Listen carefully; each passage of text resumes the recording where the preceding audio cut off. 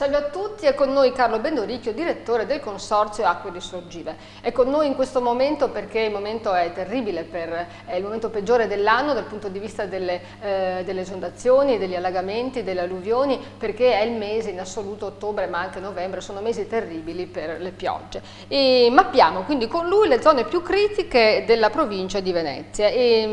Carlo Bendoricchio, intanto perché accade e poi quali sono le zone più a rischio? Buonasera. In un territorio le possibili cause di un rischio idraulico sono molteplici. Allora, può esserci il rischio idraulico perché c'è una fognatura che non funziona bene, è un rischio idraulico localizzato che però magari porta a grandi disagi nei numeri delle persone interessate. Può esserci poi un rischio idraulico che dipende dalla inefficienza o la cattiva funzionamento di un canale ma non arginato, oppure per il cattivo funzionamento di un canale arginato. In questo secondo caso può anche succedere che ci sia una rottura, magari anche non in una condizione di particolare piena, dipendente da qualche fonte esterna che possono essere animali, gambero rosso o nutria, e quindi a quel punto il disagio, anche magari non aspettato, può essere molto più rilevante. Stessi problemi anche per i fiumi, immagino. Sicuramente canali o fiumi arginati. Quindi l'esondazione o la rottura di un argine possono anche essere le altre cause. Ecco, in particolare le fognature in quali situazioni, nel comune di Venezia e nella provincia, in quali situazioni il territorio rischia?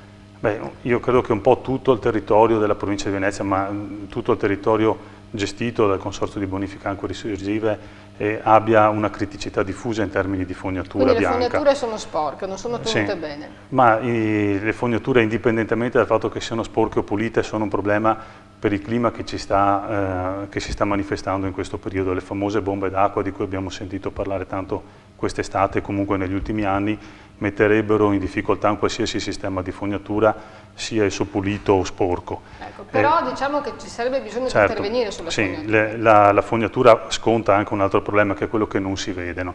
Allora, un canale quando non è ben manutentato, non facciamo il taglio, veniamo sollecitati a farlo, e quindi se non è già in programma si interviene in quel momento. E cosa cosa c'è dentro? Ecco, in una fognatura invece, non vedendola, non ci si domanda che cosa c'è, e quindi può capitare un po' di tutto. Il Consorzio però non può fare molto per le fognature. Il Consorzio può aiutare le amministrazioni comunali a redigere piani delle acque, a studiare il sistema fognario. In quelli che abbiamo fatto, molti nella provincia di Venezia, ma anche gli stessi comuni si sono attivati in questo senso, è un'indagine della fognatura, e dalle video ispezioni che andiamo a fare si nota che sono molto interrate, quindi intasate. Ecco, in particolare Favaro, no? È una zona che recentemente ha avuto problemi con le fognature. Favaro è un punto dove ci sono dei problemi delle fognature, lì c'è un sistema di fognatura mista addirittura, quindi sconta anche il tubo alla doppia funzione. Comunque in generale si può vedere all'interno dei tubi delle fognature che ci sono dei tratti interrati e degli attraversamenti di altri sottoservizi, di altre fognature nere, per esempio. Non è il caso di Favaro in questo. Il nostro tempo è finito, concludo qui. Abbiamo segnalato Favaro, però ci sono anche molte altre zone che potrebbero essere a rischio nel caso di una bomba d'acqua. Ricordatevelo questo, non si può fare granché.